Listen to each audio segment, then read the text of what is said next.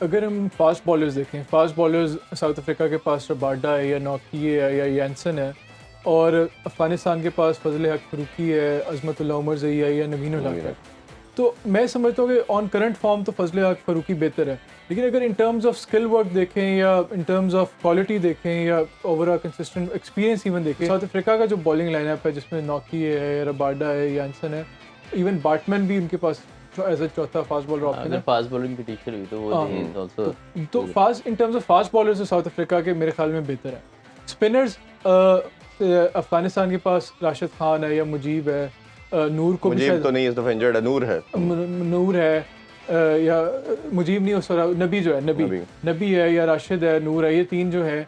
और दूसरी तरफ इनके पास शमसी है, महाराज है, और वो फॉर्चून भी है, मार्करम फॉर्चून को खिलाएंगे, मार्करम एज अ पार्टी। तो स्पिनर डेफिनेटली अफगानिस्तान के बेहतर हैं। अब अगर बैट्समैन की तरफ आएँ तो बैट्समैन हम देखते हैं कि जी जो टॉप ऑर्डर अफगानिस्तान का हम कंपैरिजन करें, इब्राहिम ज़दरान और रहमानुल्लाह गुरबाज, लेकिन सुना है रहमानुल्लाह गुरबाज को कोई इंजरी हुई है, कोई लास्ट मैच में शायद उस वाले से एक कंसर्न है। अगर वो नहीं खेलते तो ये बड़ा लॉस होगा अफगानिस्तान के लिए। लेकिन अगर टॉप ऑर्डर हम साउथ अफ्रीका का देखें तो उसमें उनके पास भी अच्छे बैट्समैन है, डिकॉक है या रीज़ा हेंड्रिक्स है या मार्करम है, ये बहुत अच्छे बैट्समैन है।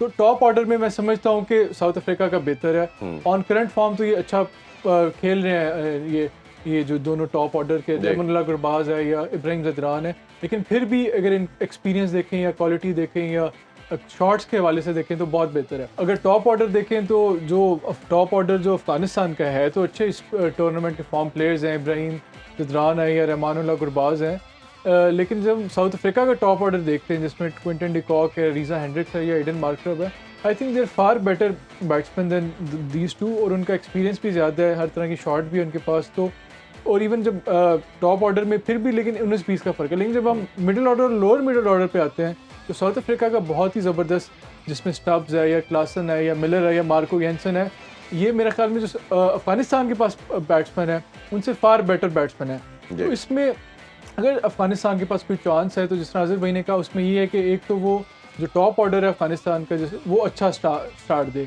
अगर उनको जल्दी साउथ अफ्रीका ने आउट कर लिया तो फिर मुश्किल होगा अफगानिस्तान के लिए साउथ अफ्रीका के खिलाफ एक अच्छा स्कोर बनाना। दूसरा, टॉस बड़ा क्रूशल है।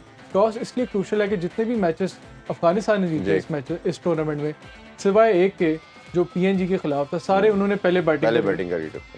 बाकी जितने भी मैचेस उन्होंने जीते हैं वो पहले बैटिंग की और दूसरी टीम को टारगेट नहीं चेज़ करने दिया।